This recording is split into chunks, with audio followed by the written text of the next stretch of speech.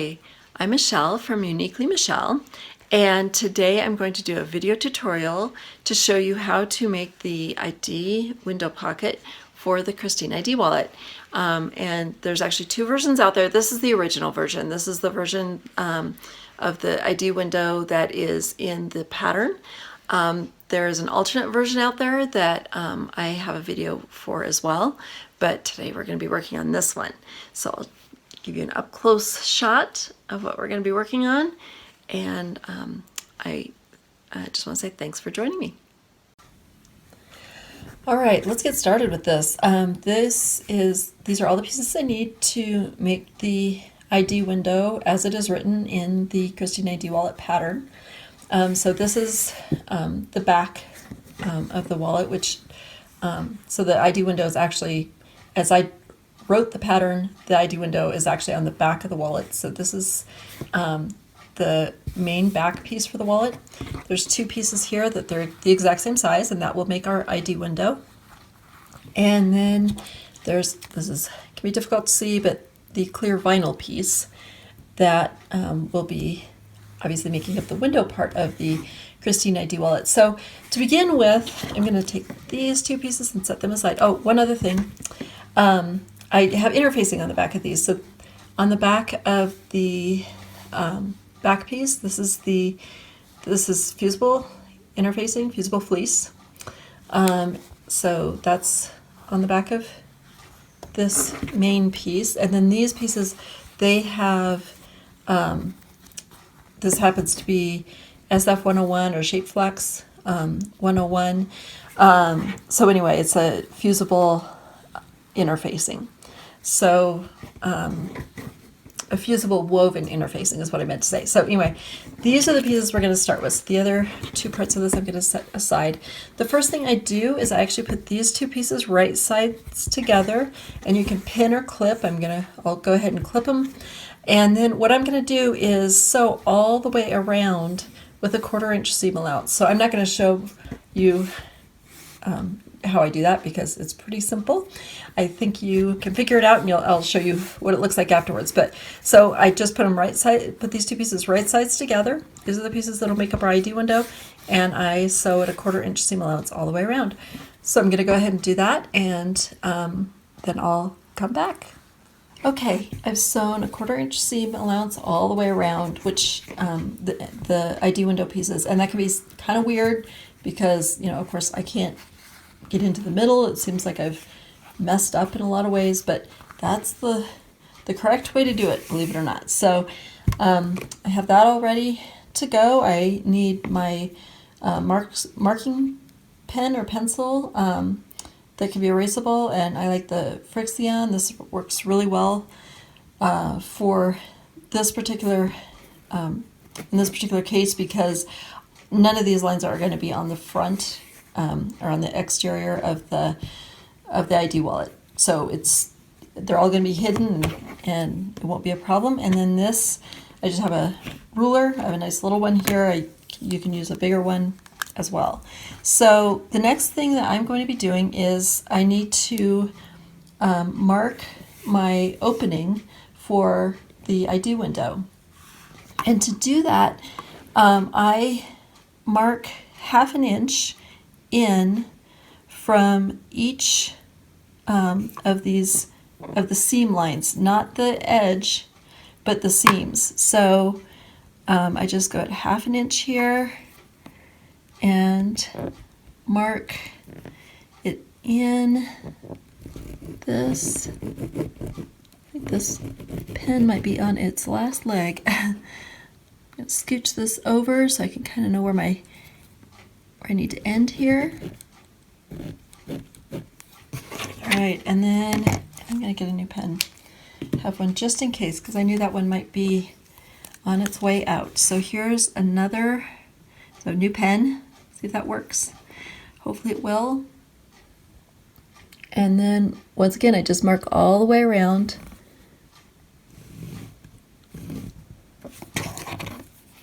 Going 1/2 inch from the seams There's my iron beeping in the background. It's not happy because I haven't used it in a minute or two. That's okay. All right, and then there we go. So I have a nice little rectangle, and then I go ahead and on this side, I'm going to go ahead and go from corner to corner and draw these lines in as well. And these will be my cut lines. So I'm going to be cutting on the X and folding. So I'll cut these X lines and I will be folding on these lines. I need to do this again on the other side. So I'll be flipping it over and I'll be making a rectangle. I don't need cut lines on this side because I can just cut through these. It'll go all the way through and that's what I need. So anyway, I'm just going to go ahead and I'll stop the video. I'll draw the rectangle on the other side, still going 1/2 inch from all the seams. And then I'll come back and we'll cut this out. Okay, I have this side with the rectangle and the X. I have this side with just the rectangle. Flip it over to this side again. And so the next thing that I need to do with this is cut on the X. So I don't want to cut out this whole rectangle. I just want to cut on the X. And I actually use a rotary cutter, and I actually do it without a ruler. Anyway, do this in whatever way you feel comfortable. So I really make sure I don't get right up to the corners. I'm going to use a sharp pair of scissors to get right up into these corners because I don't trust that I'm going to do great with the rotary cutter doing that. You can always start with a seam ripper to get a little hole going and then, you know, cut with scissors. You can cut with a rotary cutter and a ruler and just whatever works. So anyway, just going to go along here. It actually isn't in the middle here too critical that it's, you know, perfectly on the lines. When you get to these corners, you want to make sure that you're cutting right up into that corner. So I kind of will take it a little slow, but you can see I cut right up into that corner like that. And so I do that on all 4 corners. There we go.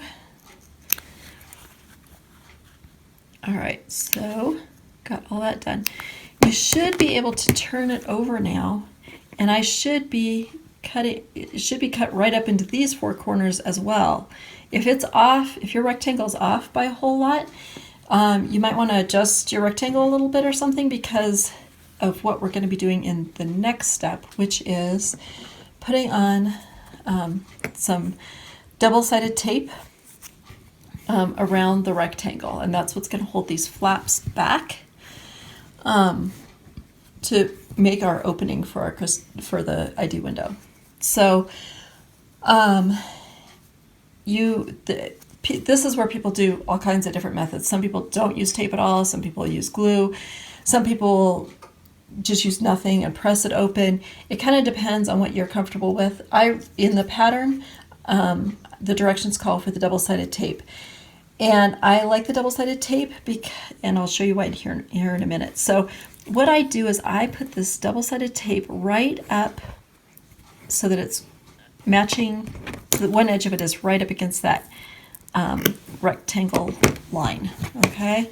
I'm just gonna spin this around and do this all the way around here, and I'll be doing it all the way around on the other side as well.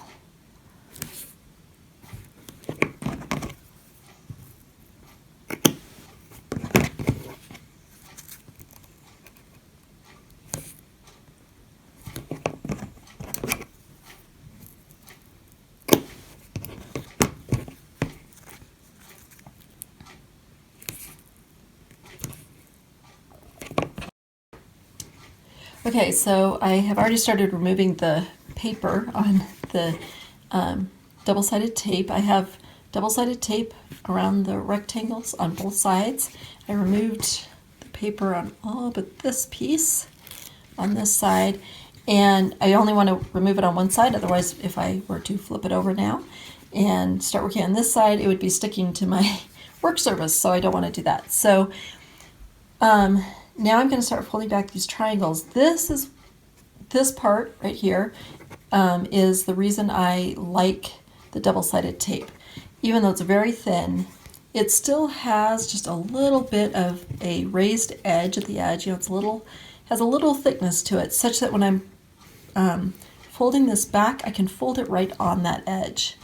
And that helps give me a nice straight fold back. Okay, so that I do that on all of these. These triangles that are a little bit longer and shorter as opposed to these that are kind of a perfect triangle. I work a little bit more, if anything, on these corners to get those edges up and onto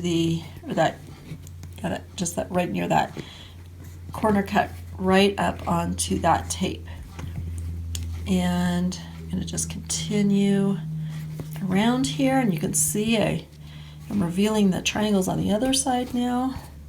There we go. So this is all these are folded back now.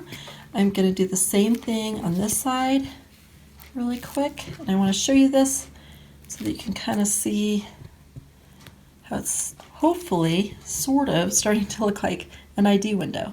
So the other thing that hopefully is happening here too is that this folded edge on this side and this folded edge on this side are lining up pretty well. They don't have to be perfect. None of this has to be perfect. I know a lot of us are perfectionists and think it does, but it's you don't want it, so that it's off like that, obviously, but you want it so that they match up pretty well. And if you're a perfectionist, you can go for perfection. So, which I am guilty of sometimes. So, okay, so I have all these folded back really nicely. What I'm going to do now is take this over to the iron and just press it, just kind of reinforce that I want those folds to be nice and crisp. And then I will come back and we have some trimming to do, as well as a couple other things before we turn this right side out. Okay, I pressed these folded edges so they're nice and crisp. The next thing we're going to do is use some fray check. This is a very well used bottle. You can barely see that it says fray check, but what I'm going to do is just put a drop of fray check in each of these corners here on both sides. And this will keep those corners from ending up fraying too much. I know a lot of people have concerns about this, but really these corners will not, they don't get a lot of use. And so they really don't end up fraying much.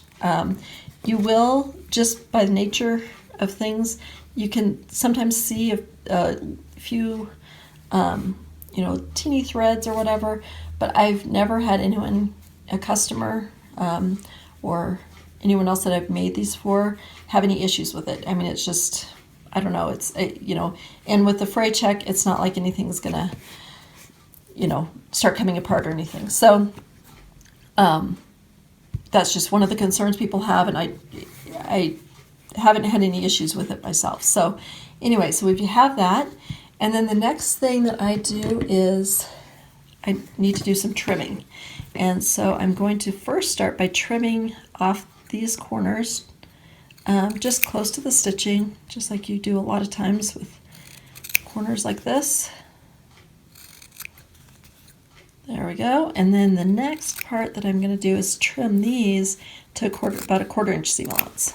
And that's another thing that's kind of nice with the tape, because it I can just kind of stick my scissors in here, and where it lifts up is about a 1/4 inch. So it kind of works that I'm doing about a 1/4 inch seam allowance.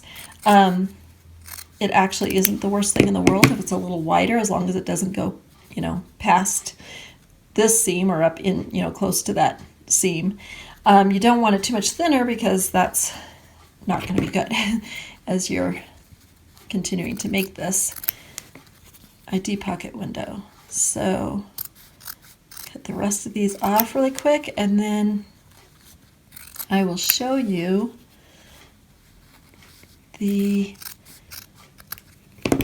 final bit to this. I kind of like these triangles. I think they're kind of cute, but we'll go ahead and push them off to the side. Don't need those right now. So anyway, so here we are. We are to the point of being able to turn this. This is the part that it's a little confusing sometimes because it's just weird the way you do it. You turn it from the inside. Usually we're turning something from an edge or whatever, and anyway, but you turn it right side out, and it also, to begin with, doesn't look great. So, but it will once you press it. So what I do is I kind of go to a corner here and I push that corner through, and I just keep going around, pushing these corners through like this with my finger.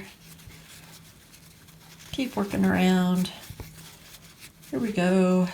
All right.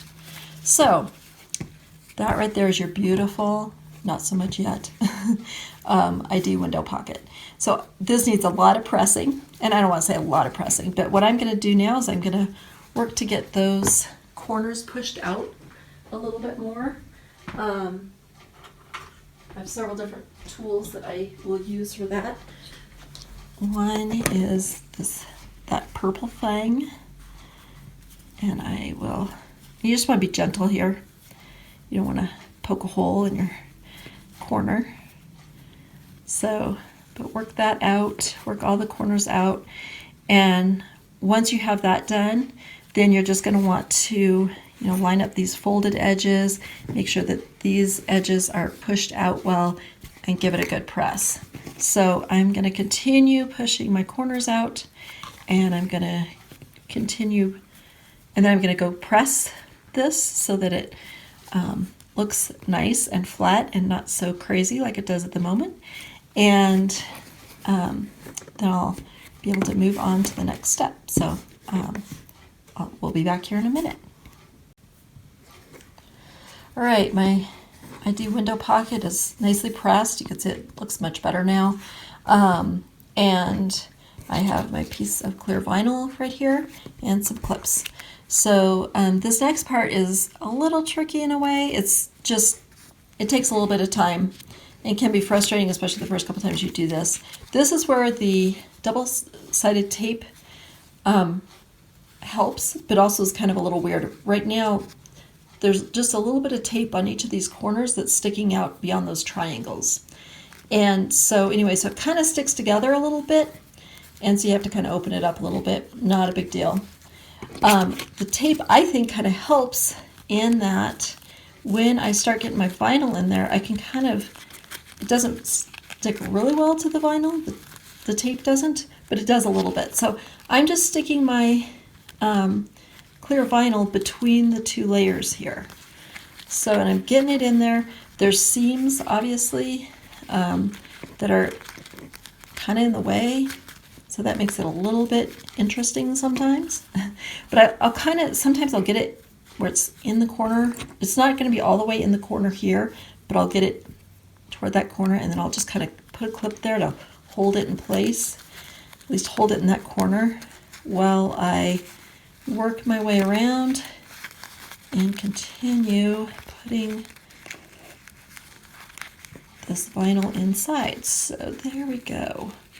And sometimes you have to kind of just work the seams a little bit, kind of get them out of the way. So once you get everything all in place, I'm actually going to take that clip out and hope that it stays in there nicely now. Once I get everything kind of where I want it, I want to make sure that my vinyl is in on each side well. You don't want it so it's, just barely sticking in. You want it, it should be able to go in about a good 1/4 inch on each side. So once I have it placed, I also want to make sure that so I'm going to really work to make sure these edges are straight here. Sometimes it can get a little wonky, but not too bad. So anyway, but I'm going to work to get these edges straight and have the vinyl laying flat and have it in there well. And just sometimes, like I say, those seams in there kind of get in the way a little bit, but overall it's not too bad. I'm going to go ahead and put 2 clips on this side too. So the tape you can kind of stick the vinyl to the tape a little bit, and that helps hold it in place in the corners. You can just kind of maneuver the fabric a little bit so that it's going the way it needs to go here. So there we go. See, I'm going to work on being the perfectionist here and try to get that. There we go. So a little bit more even. So there we go. So there's my ID window pocket with the vinyl all in place, ready to be sewn into place. And so what I'm going to do now is I'll take it over to my machine. I'm going to do a top stitch that's about 1/8 inch away all the way around in the center here. So I'll go ahead and take this, and I'll take the camera over to my sewing machine and just show you how I get that vinyl in place. Okay, I have my ID window at my machine here. I'm going to be sewing 1/8 inch top stitch all the way around, and that will catch the vinyl in between the 2 layers of the ID window. I want to, as much as possible, have these the folded edges on the inside of the ID window matched up as best I can as I do this. So one other little hint, so this is, I don't know if you could tell by the way the owls are on this, but this is the top edge of this. So this, because it's a directional fabric, there is one way that's up, and this way is the top edge. I am using orange top stitching thread, and so I like to start somewhere in here, if I can, where that orange is going to be disappearing a little bit, and also toward the bottom. I could do it up here, of course there's plenty of orange up here, but that is near the top. I don't know that it makes any difference, but it does in my little world. So I'm going to go ahead and use this little chunk of owl, orange owl here, to start and stop my top stitching, to hopefully hide those, because I go back and forth to start and stop, so hopefully hide those extra stitches a little bit. So here I go. I have my foot on here that, get through there, there we go, and my foot on here that has kind of a centerpiece. I don't know if you can see the centerpiece that sticks down. I can put the fabric right up to that. I have my needle over, and that gives me about 1/8 inch seam or top stitch. So that works out well. Here we go. I'm going to need to take this clip out pretty much immediately. As you're sewing, you really want to watch and keep these edges straight, the edges of the card pockets straight. All right, I'm going to turn this and just continue sewing up this side. Just try to remember to keep my hands out of the way so you can see what I'm doing here a little bit. Oh, I say I forget about these. These need to come out, these clips. They get in the way sometimes. So, there we go. All right. Actually, so I'm just doing what I can to make sure that these folded edges on both the front and the back are in place, or lined up, I guess I should say, in a really good way. And just making sure that as I go, making sure everything's staying nice and straight. And I'm almost done here. Last one. Get these threads out of the way. There we go.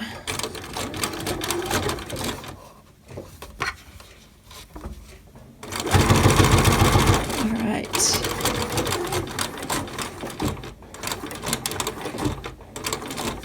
Guess I'll start and stop there.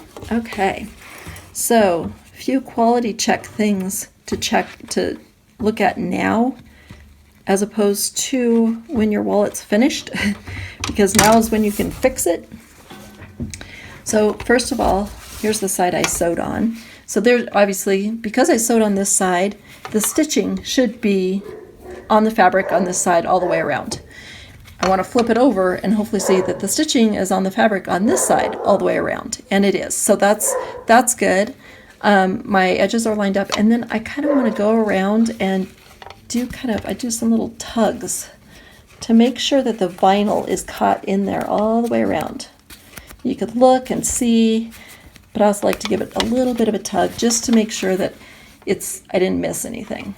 Okay, so now one more thing that I need to do before I sew this in place on the back side of the Kristine ID wallet is I want to just do a nice 1/8 inch top stitch across this top edge. So really quick and easy.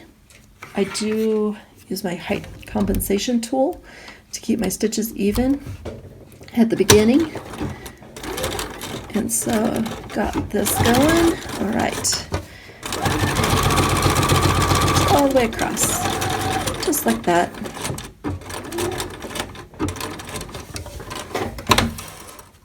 And then I'm going to go ahead and cut these threads nice and close on both sides. Try to make it so you can see what I'm doing. There we go. So, all right, so this is going to be my front, and you can see I have that nice top stitch across the top edge of the pocket. Now I just need to put this on the back side of the wallet, and I have some nice big clips I'll show you that I'm going to use to do that. All right, I have my ID window with the top edge sewn, and this is the back side of my Kristine ID wallet.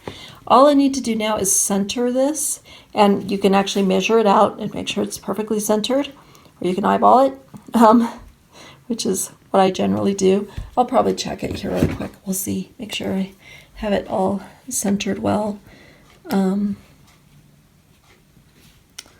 That looks pretty good. This is looking, that probably needs to go up just a touch. Anyway, okay, so once I have this all centered reasonably well, then I'm going to go ahead and clip it in place. Now I have clips, the normal Wonder clips or any of the off brands like this. Obviously you can't do anything to get them on there to hold this in place. You can always just hold it as you're sewing. Little dangerous in terms of it can shift a little bit.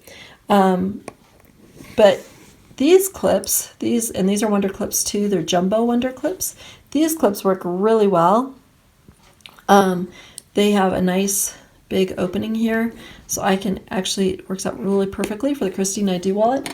I can fit it all the way over even these wider edges here and hold this in place.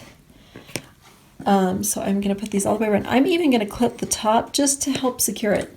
Probably the first clip I'm going to take off is this one as I'm sewing around. So why not have an extra clip at the top to help keep it in place? Kind of trying to see if this looks crooked to me. Maybe not, maybe my imagination. So anyway, all right, so I have this all clipped in place, and once again you can see how these really long jumbo Wonder clips really work well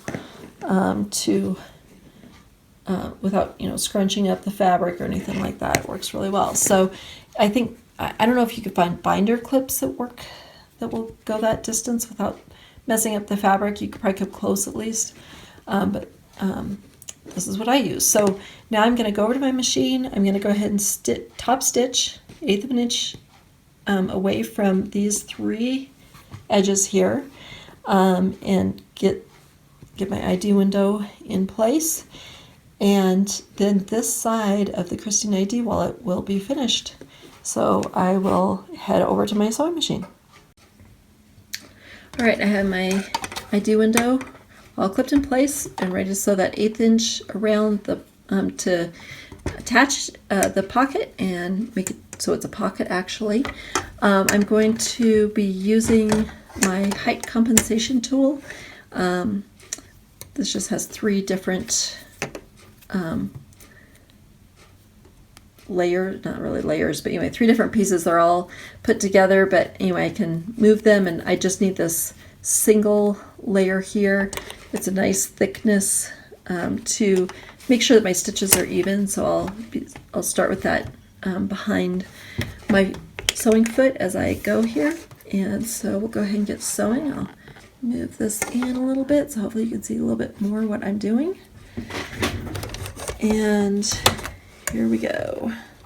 Get this all set up.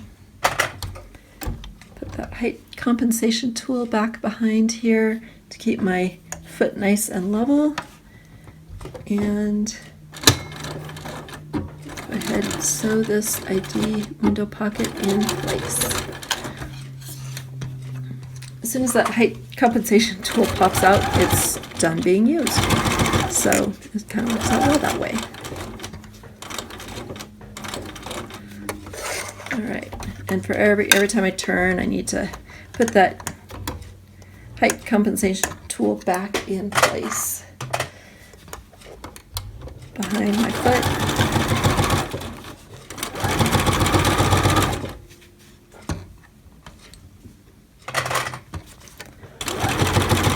All right, bottom edge done. And now I just need to do this side and I'll have it all done. I'm not worried about that top edge piece anymore. Or top edge clip. I don't need that anymore. So, all right, got that done. I'm gonna clip these threads really close. Kind of a trick I use is on the back side, I leave a little bit more of a tail. It's not going to be seen, and it just makes it so the stitch, if those stitches were to start to come out, it's a little harder for them to come out because of that little bit of tail that I have left on the back side. So anyway, you can see that I have, scooch this back again. So I have my pocket all in place and it's ready to go. Thanks for joining me as we made this ID Windows pocket for the Kristine ID Wallet. I hope you enjoyed it. This is the standard version of the Kristine ID Window Pocket as it's written in the pattern. There's also a video to make the alternate version of the ID Window Pocket, and there's also a video for making the flap side of the Kristine ID Wallet. And soon to come will be a video showing how to put the Kristine ID Wallet all together, and also how to make the wrist strap and the lanyard. So thanks a lot for joining me. Make sure you subscribe to the Uniquely Michelle YouTube channel so that you know when all the videos are released.